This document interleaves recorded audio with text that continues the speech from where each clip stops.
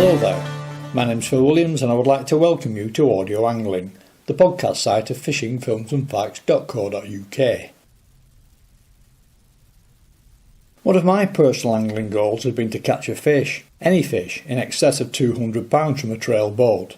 Something I discuss along with all my other angling targets in my book, The Ultimate Angling Bucket List, in which I look at the various possibilities, one of which is a bluefin tuna, a species which at the first draft stage of writing I dismissed as being completely out of the reckoning. That was until I was put in touch with Alastair Wilson, who I'm linked up here with now, who put to sea in his Warrior 165 and has done just that. I personally have had scared topping £200 in Scottish waters, where in theory at least big Porbeagle sharks are also a possibility. In addition to that, friends of mine, Graham Pullen and Wayne Comben, have caught and released both Porbeagles and threshers in excess of £400 at the side of the Trail Wilson Flyer down along the south coast. But no big skate. Only Ireland, with its track record of flapper skate, blue skate, white skate, Sixgill Sharks, Porbeagles, Makos and threshers, plus right now in 2016 bluefin tuna, offers a shot at all the potential different £200 plus species available here in our corner of the world to small boat anglers, and in particular those with a pioneering spirit willing to go out and try for the things. Obviously, not all in the same place or at the same time. So give us a potted introduction into the big fish small boat combination in your neck of the woods. Usually there in the coming up to the start of the summer, at the end of the tope fishing, you would move on into the sharking. Usually starts about July. Last year we were lucky enough to hit the bluefin coming into late August, September and October, and then looking at anchoring for common skate and stuff in the winter time when we get a chance, when the weather's right. And this is all from a Trail Warrior, I take it? Yeah, it's a Warrior 165. I've actually had it now going on for 9 years. I bought it brand new with a 75 Honda in the back of it. It served me very, very well. Never any issues with it. Got the regular servicing and stuff. Only last year there I actually went and purchased a new trailer for it, a new independent trailer, so that should serve me for a few years on that boat. But it's a handy outfit now. I really, really enjoy using it. It suits my style of fishing. Like I can head away on my own, a couple of days at a time, never any hassle. It's easy towed, It really is a cracking wee boat. And you see that as being ideal, not only for the size of fish you encounter, but also the size of some of the seas that the open Atlantic can throw up too. Yeah, that's the only thing there. I fish like northwest, Donegal. The weather can be a bit of an issue. There's big swells there too, but you just sort of can go when the weather's right. It just seems to be that's the way I sort of plan it. There it would be coming up maybe 2 or 3 days settled weather. I would go for them 3 days. You just have to work with the weather down there, and that's just a case of what it is. Them big swells. Now I have been caught out a couple of times when I was out fishing for blue shark and stuff, and it can get interesting. It really can. It can get interesting on the way back in. Interesting's one way of putting it. There's a few times now I've sort of wondered, should I really be here? And it was a hairy enough sail going back in with a following sea there and a big swell. It's not nice, but it's just one of them things. Last year, I think it was August time, the end of August, had a bluefin tuna. It was in around 300, just over £300. It was my third time lucky. I actually got to land that one. So I did. That's some fish. Bluefin tuna first burst on the scene probably around the late 1990s when Adrian Malloy, Michael McVeigh and Alan Glanville started targeting and catching them. Then supposedly they slipped into terminal decline. So much so that the boats actually started removing their outriggers and chairs and turning their attentions to other things.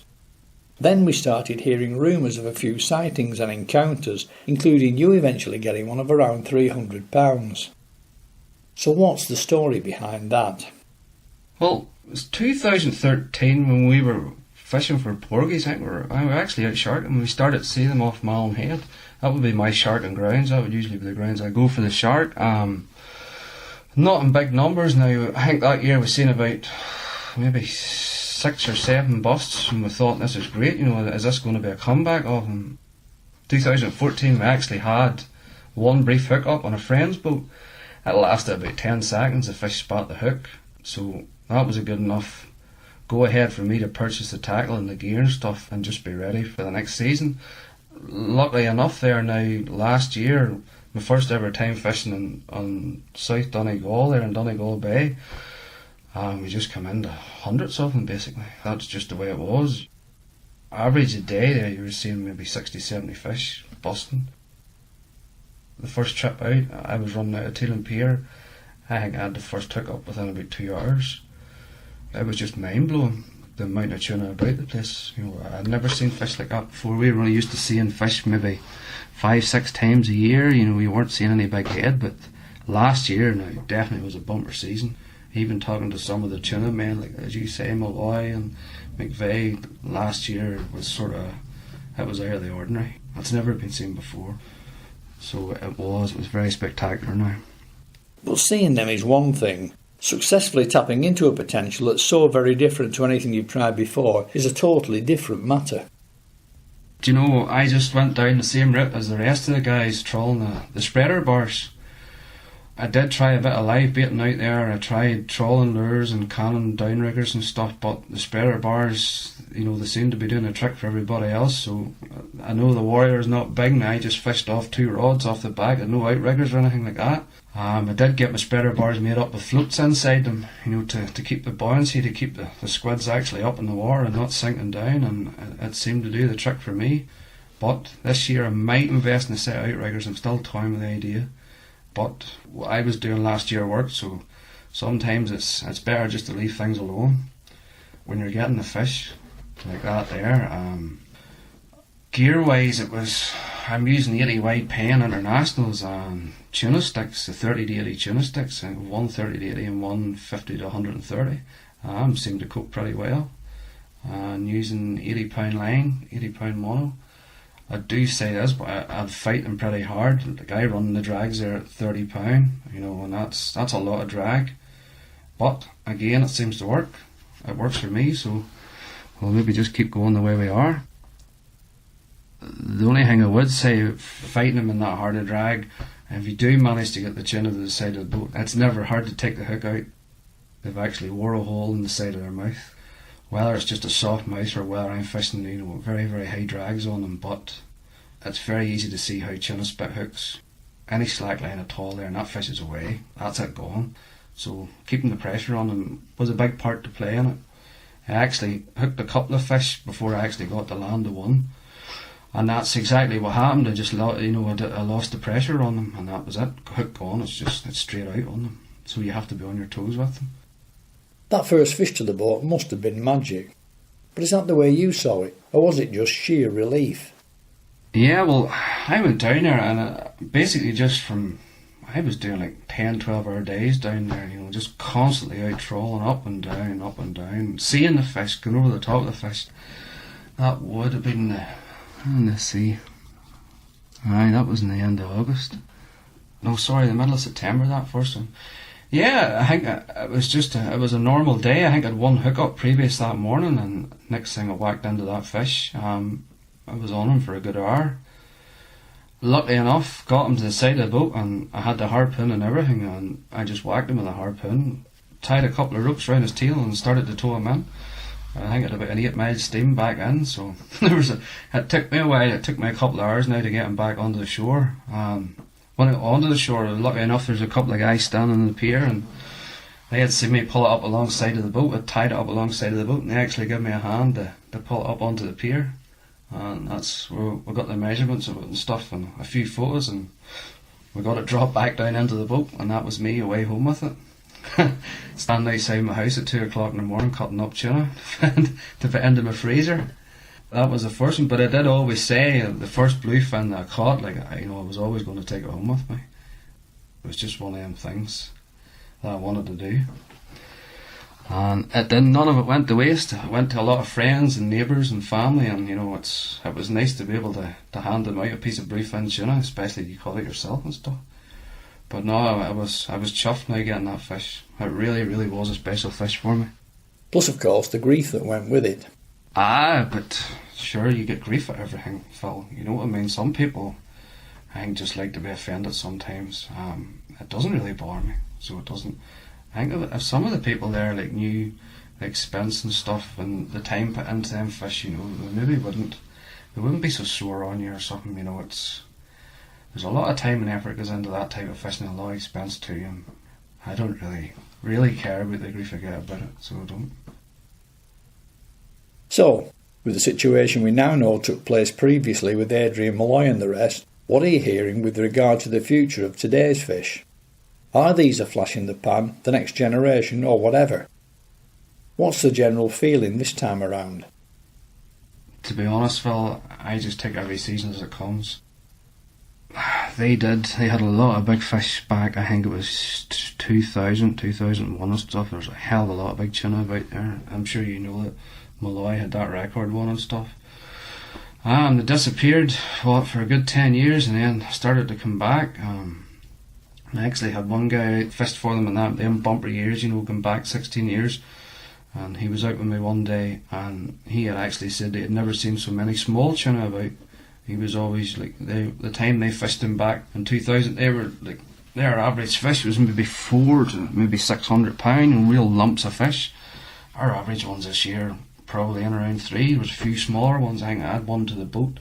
It was probably in around 200 pounds. So I don't know. I honestly don't know what way it's going to turn out. I'll wait to see this year what happens, whether they come back in them numbers again. But as I say, last year was very impressive. Very, very impressive to see that amount of tuna, all contained inside that one wee bay. But we'll just have to see what happens. I don't think anybody really knows, to be honest, you know, what's going to come back. They'll be waiting with bated breath now till the end of August, start of September, to see what happens. As I hinted earlier, tunnel fishing Irish waters aren't potentially always going to be tuna. Far from it, in fact. So can we now take a look at some of the other species on offer, starting with the sharks. The blue shark. Blue sharks are usually coming up into August time. Again, I'd be northwest Donegal, north Donegal, basically where I do all my sharking. Blues seem to be always that little bit further out where I'm getting the Porbeagles. Always seem to be in like the deeper water, maybe 150, 200 feet. Not so much. I used to think like the temperature was in around 16 degrees, but we were getting them there last year. The temperature was in around 14, so that, you know, that's maybe not that big a deciding factor about them. Numbers and sizes, there's plenty of blues about. When they're there sort of thing. Sizes, I would say, and like Donegal sharking, I would say a good blue shark over here is £100. That would be a really, really good sized blue shark. We're getting a lot of small ones. We're getting ones maybe £40. The average sort of fish maybe 60 to 70. 100 would be a real cracker. I think the biggest I ever had would have been, we had a 136 pounder of Downings. It was about 2012. Now that's the biggest one I ever had. I don't think I've had any hundreds after that, all in around that average 60-70 pound. The tactics and stuff, the blues will always follow the chum, you know, there's no two ways about it. You get a good chum slick going, the blues will come to the side of the boat. The last few years there now, I've had them actually coming up to the boat and ripping away at the dubby bags tied at the side of the boat, and that's good fun watching that. And you can pretty much pick whatever shark you want to catch. I've also done another few things I thought just as an experiment. The pot boys that you would get out there, you know, if they're far enough out, or I think the blues will be, you know, I would tie like a 5-gallon bucket of chum to it and go about and maybe set up my own chum slick off the boat and maybe come back to that at the end of the day, give it a few hours, and you know, 9 times out of 10 the blues are around that bucket. So I would say for blues, definitely, you know, the chum trail, it's definitely the answer for them. There's no doubt about that there. And tactically, it's going to be balloons controlling the depth, with the deepest baits furthest away from the boat on the drift. Yeah, believe it or not, I'll use 4 rods in that boat, on that 16-footer. I'll put 2 up in the reels and the roof, and then 2 out the back. Yeah, just a regular charter setup for the blues. I'll run a couple of baits out deep. I'll run one maybe 20-30 feet, and then I'll run one just right beside the boat. Nothing fancy, nothing spectacular. It's if the blues are there and you get the chum slick going, that seems to do the trick now. The blues down off Milford Haven seem to be getting bigger and more numerous year on year, which contrasts to an extent with the Irish experience, even though the fish must be from the same general migration. But you're not seeing that trend. Not so much blues, Phil, no. As I say there, like, anybody over here getting a 100-pounder would be a real stunking fish, a real cracking blue. We do seem to get the smaller ones now. It hasn't been that. Alright, there's been a few, maybe 120s, getting into 130s and stuff, but the big blue sharks, we don't get them up and around North Donegal. Well, there's a few knocking about South Donegal, but we don't have them. We don't have them to the same size that the guys in Wales and stuff are getting. We definitely don't. What about the Porbeagle Sharks then? I actually love fishing for Porbeagles. I caught my first one in 2008, an 83-pounder in my friend's boat, and that just started like the craze for them. Every year now I would spend a lot of time fishing for porgies. I would spend more time fishing for porgies than I would the blues. There's been a couple of real good years. I've pretty much fished them from 2008 every summer on. A couple of ones there are worth noting. And I think it was 2010. Now there was a group of about, I would say, 5 or 6, all small boats like wee Warriors and Sea Hogs and stuff. And we all had anchored up sort of in a line just off one of the headlands in North Donegal there. Now in that one day, every boat had at least 2 shark. So there was a lot of shark about that day. That was a good 12, 13 fish, good Porbeagles caught in that day. Again, we don't seem to get the big fish. To my knowledge over here, there's probably about 3 or 4 fish that broke 200 pound. Our porgies are all around the 100 sort of mark. This year I actually seen a good few small ones. We had actually a couple there at 30 pound, and like them fish, they're only a couple of years old. But no, I really, really do love fishing for porgies. But again, and I might be proved wrong this year, it seems to be the very north there at Malin Head seems to be the main Porbeagle fishery in Ireland here. I know there's the odd few caught in round there, the south and stuff, but numbers tend to be up around Malin Head direction, the mouth of Lough Swilly and stuff like that there. That's a hell of a lot of Porbeagle have been coming out of that the last few years. My experience, like yours, is small packfish over the summer off the North Devon coast, with the very biggest, say 300 pound plus females, coming right into certain headlands very early in the spring to drop the pups. That said, the South Wales boats catch theirs well off over deeper water, out in the Celtic Deep mixed in with the blues. So what happens on your patch? Are the two species separated, or do you find some level of mixing? They're hard to figure out. I think in around July we will get them tight in, really tight into the rocks, a couple of 100 yards. They're sitting in tide rips and stuff, they're sitting off headlands, obviously they're in feeding with pollock and coalies and stuff like that there. Into August, I struggled last year to actually locate them. I did catch, in fact, all our Porbeagles last year, any of the ones I caught were all in among the blues. Now, we're not, I'm 9-10 mile offshore. We were getting the main porgies there last year, but as I do say, in around that July time, we seem to get them in tight, really, really tight into headlands and stuff. And there's a couple of well-known porgy marks up there. If you're there the right time of the year and the fish are there, there's a really, really good chance of getting them. But they do seem to move about. They're hard to figure out sometimes. I would move about a lot with Porbeagles. I wouldn't be tending to do big long drifts. I would move to all my different marks. Porbeagles seem to be more inquisitive. They seem to be, I don't know, they're different than the blues. There are a lot of fish I've accounted for. Like when you come to your excellent mark or whatever and see if you get a bait straight into the water straight away, fish always seem to be there. They seem to be coming up to the boat to hear the noise, or that they're coming over seeing what's happening and stuff. That's accounted for a hell of a lot of fish. Just getting that bait straight in the water, maybe within 10 minutes, bang, you've won on. Caught Porbeagles without Dobby, they're just a total different animal than the blues, but they're harder to figure out too. So they are. Maybe I spend too much time thinking about them. Maybe that's the problem.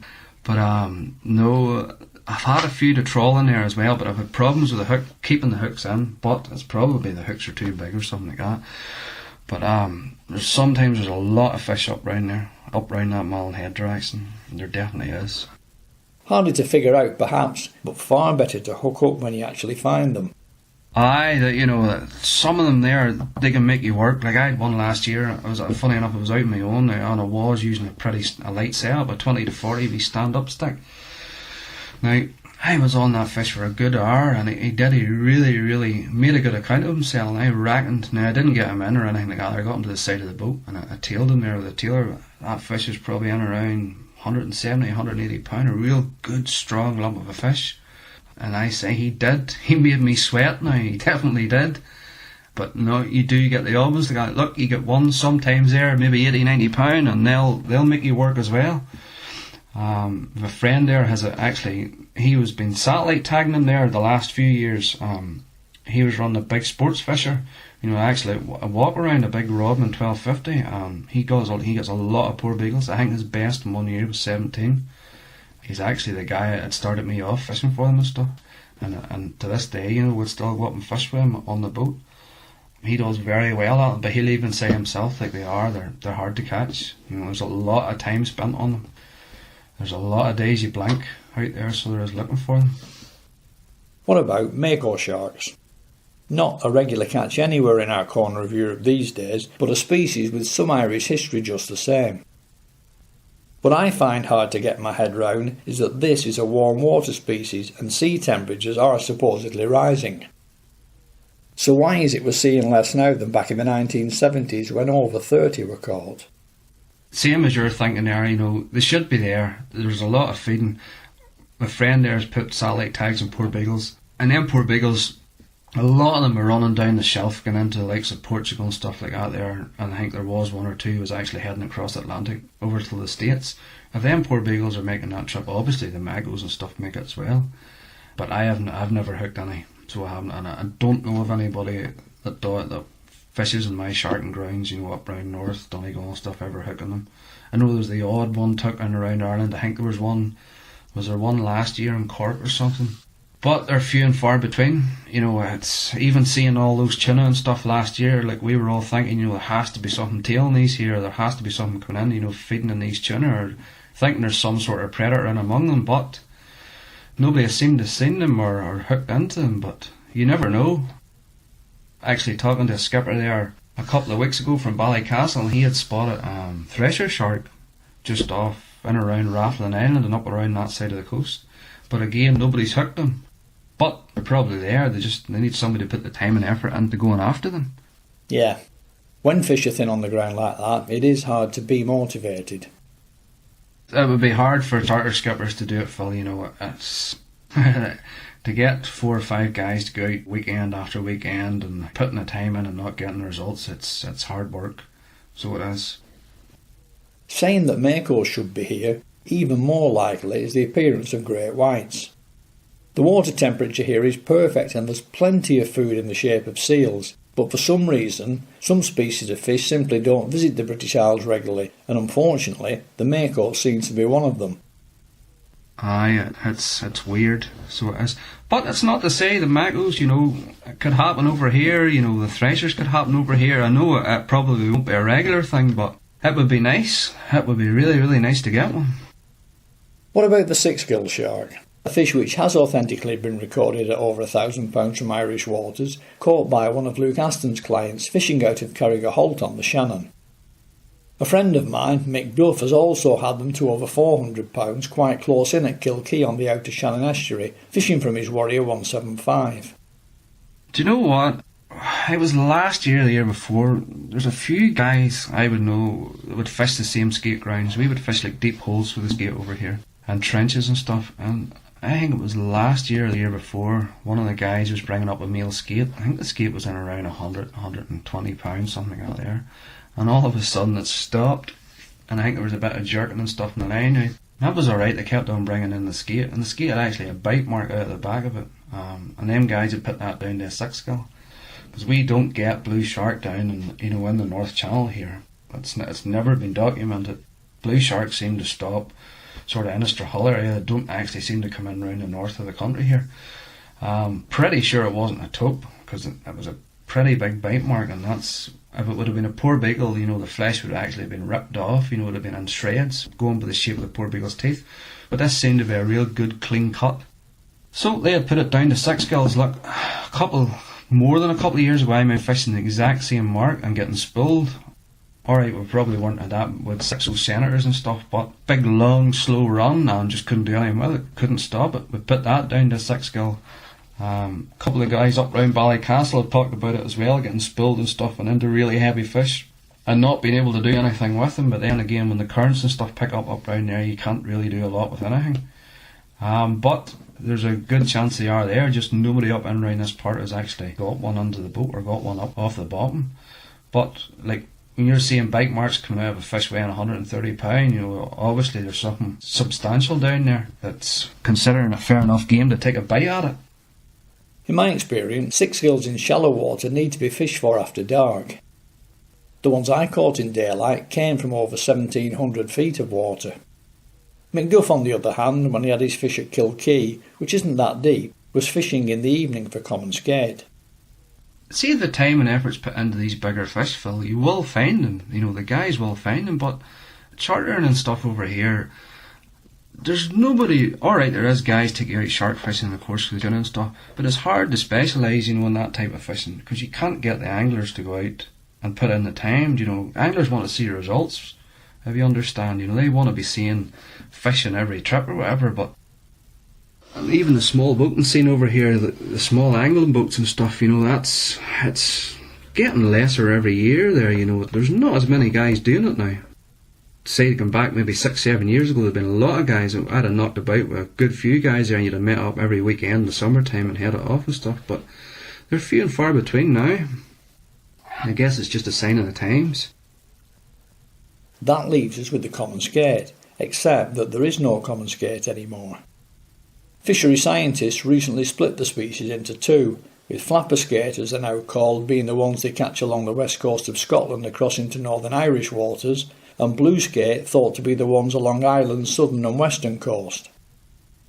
Yeah, my skate fishing would be usually winter time. That's when I would sort of fish a lot closer to home. We would have marks there just out of Larne, Cushendall, Cushendun. Common skate are pretty much all up and around the Antrim coast. Even get up into Donegal, up as far as Lough Swilly and stuff here. There's guys still picking them up. Again, it's down to, you know, there's only a few guys actually will go out and target these skate, but they're all around the country. There's no doubt about that. I think I got my first one in, was it 2009? It was a small one. I think it was on around £60. That would have been January. It would have been March time, I think.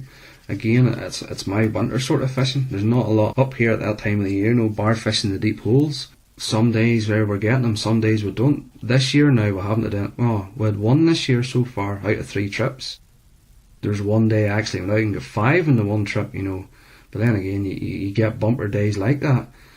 But the hard work, Phil, you know, it's £4 a lead, you know, to get to the bottom. You're fishing 350 feet there. I have one wee mark I'm getting them off. It was pretty shallow considering.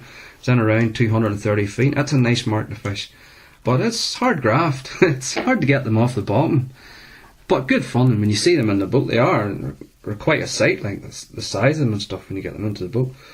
But bait-wise and stuff there, we would tend to use, if we can get our hands on them, decent-sized coalfish. Doggies too, we started using doggies. We are absolutely plagued with doggies down here. Like if we're putting down mackerel baits or squid, the dogfish are on them straight away. And you know, you're having to haul that up and rebait all the time. So we did just come to the conclusion, right, that's it, we're going to start using dogfish here. We've had a few in dogs, we've brought skate into the boat. They've actually thrown up dogfish, you know, out of their stomach and stuff, so they are feeding on them. We actually started using their, you know, deep dropper lights you'd see for swordfish. We've started messing about with them and putting them on now. We think it makes a bit of a difference, but we don't know. Hook-wise, 14 O'Shaughnessy's are 12 O's and just a small trace, maybe 2-3 foot long, just so it's nailed on the bottom. It's all pretty basic stuff. Is it mono right through, or are you still on wire? No, I would just use, I think mine's is about 250-300 pound trace, and then I would use a wind-on leader, because we're having to use braid. The wind-ons are definitely a really, really good job for the skate there. Before we were just tying the mono straight onto the braid, but we're having problems with a knot that's going to be strong enough, you know, to take it. But the wind on it seems to do the trick now. There's a lot of strength, and in the wind-ons there. It's definitely been a good job for the skate, definitely.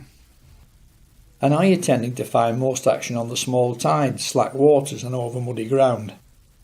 Do you know what, boy? It's all over slack water. We always catch our fish, especially in Larne and Cushendall. I was talking to the skipper in Ballycastle. He maintained he was getting them all stages of the tide up there. Well, I suppose in the mark he was fishing for him, he was maybe getting off with it, being able to bring them in and stuff. But any of our fish, we've caught them over slack water. There's no doubt about it. That wee shallow water mark I have is actually a reef. It's a real rocky reef. Basically what I do is just throw the anchor on top of the reef and fish off the sides of it. Be a lot of bull Huss and stuff in along it, and spurs and stuff. But again, it's slack water. You get them couple of hours of slack, and then usually when the tide picks up, and, the 4 pound of lead isn't doing its job anymore, and you're basically lifting anchor, and that's you done for the day. I had a few times now not getting skate up quick enough with guys, and having to buoy off the anchor and chase after it. Once the tide had actually caught the skate, say it was mid-water, once the current started running, I just couldn't stop it. It was just one of them things. You just had to go and chase after it. I've had that now a few times. Usually you're talking 20 minutes maybe to get them to break the seal off the bottom, as I call it. But once you get them going, you know yourself, they start to come pretty easy. Donegal fishing for the skate there, you'll be a lot shallow water. The guys actually know a kayaker up there, and he's getting them. I think he's even getting them at about 80 feet. So they're not always destined to deep water. Or some people might say, like Donegal, they're getting them 80, 100 feet there. But they're pretty common, they're all over our Antrim coast. As I say, there's not that many guys fish for them. There's maybe, I would count maybe about 6 or 8 guys, would actually dedicate their time, to the skate fishing. I'm sure if there was a lot more that done it, we'll be seeing more results. We'll be seeing a lot more skate getting caught. Picking up on the shallow water theme, there is one other skate species which anglers in the south and west of Ireland occasionally catch, the white skate or Bottlenose Ray. We used to pick them up in our 15-foot sea hog in 20 feet of water in Tralee Bay, and only last year, Irish angler Jonathan Gannon had one of 175 pounds fishing with Murray Gavin Hughes out of Westport, which missed out on the Irish record because it was only identified from photographs long after it had been tagged and released. I've actually never heard of them up round here, and I don't know anybody, that has ever caught one. I guess anybody that's anchoring up and around these parts is always doing it in deep water. There's a few blonde ray marks and stuff there, but you're still fishing probably 100, maybe 100, 150 foot of water. You're still, I suppose it's pretty deep water, like. They are found in deep water too, but they will also move in close. If they have already been caught, it is possible they could have been put back without being recognised. They are easy fish to pick out though. Instead of having black dots around the paws on the underside, they're just plain white, and the snout is very long like a finger, hence the names Bottlenose Ray and White Skate. I believe, there might have been some caught up around here, just somebody's never actually noticed it. It's worth keeping an eye out for. That's something they must do, just to see, because I'm sure, if you're getting them in one part of the country, they're probably up around here too. What about other big fish species? I know that swordfish have been taken commercially off the Irish coast, along with various other tuna species, so who knows what the future may bring if sea temperatures continue to rise. Actually, talking to the skipper there, was it last year, about the possibility of a trip for swordfish. But, you're running out to the shelf, Phil, you need a lot of settled weather. You're pretty much going out there into the unknown, so to speak, to go out rod and line. I know there's maybe a few's done it down off Cork there, they were getting the albacore tuna and stuff. Them guys are running pretty far out, but it would be interesting. But it's down to it's a 2, I think the way it worked out, it was a 2 or 3 day trip. You're maybe coming back on the 3rd day. I'd like to do it, so I really, really would like to do it. I'd love to go out there and try different things and maybe try for the swords and stuff. But as I say, it's getting the guys that are able to do it, it's getting the boat, it's getting the weather, there's a lot of variables in it. It would just be a case of seeing the bit of settled weather, dropping everything and going, that's you for 2 or 3 days there. It might happen this year. The same guy there, he's well into his tuna and stuff. Down in South Donegal, he's no stranger to big fish, and it would be nice to see him go out and try for one. It definitely would. Meanwhile then, presumably, it's more of what's already there for you, with particular emphasis on the tuna throughout 2016.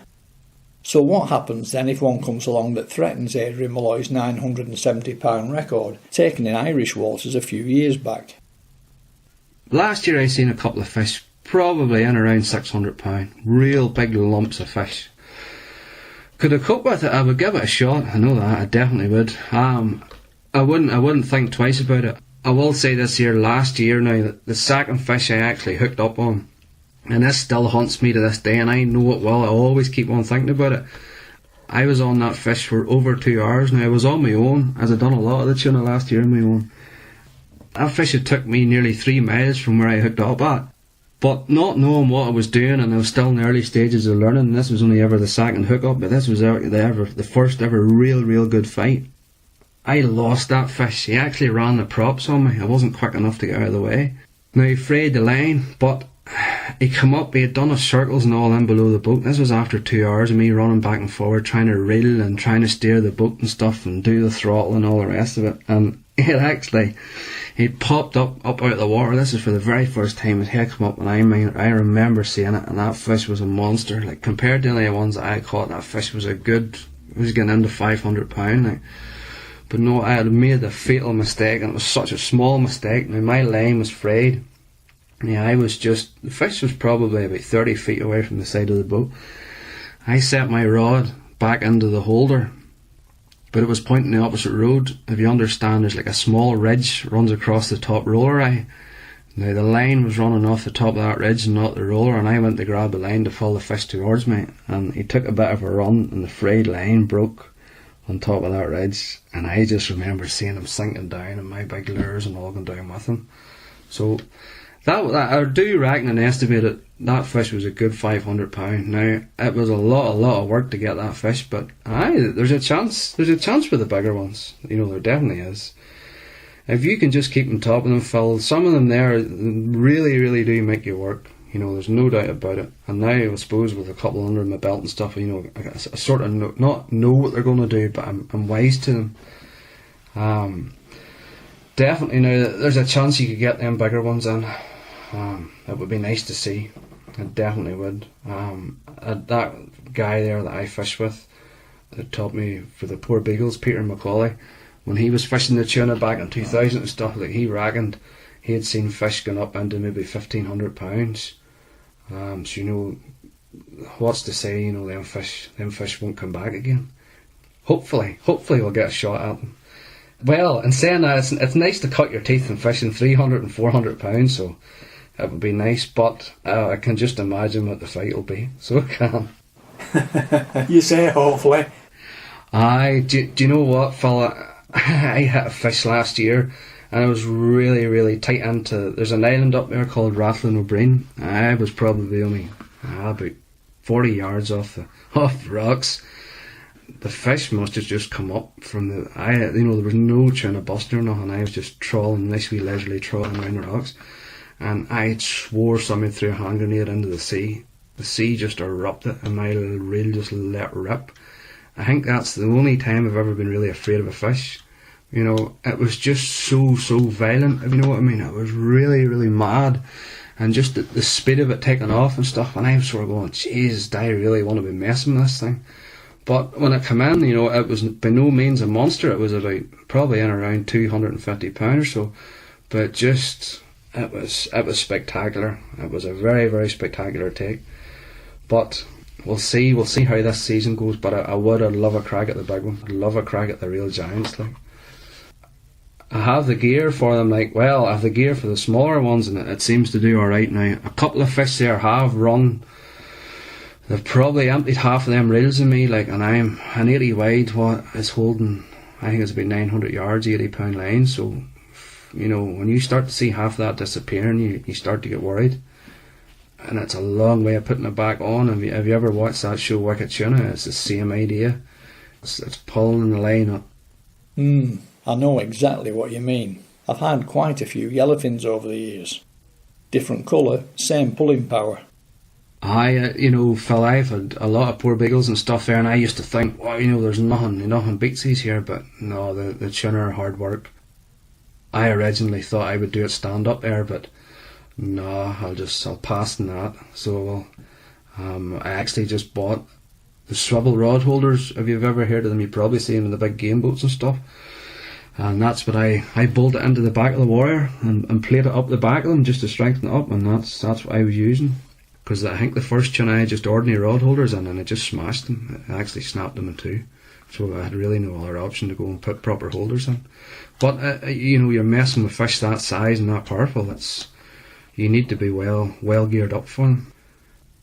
Well, it's April now, so you shouldn't have too long to wait. All that remains is to wish you good luck, and many thanks for sharing your exploits with us here.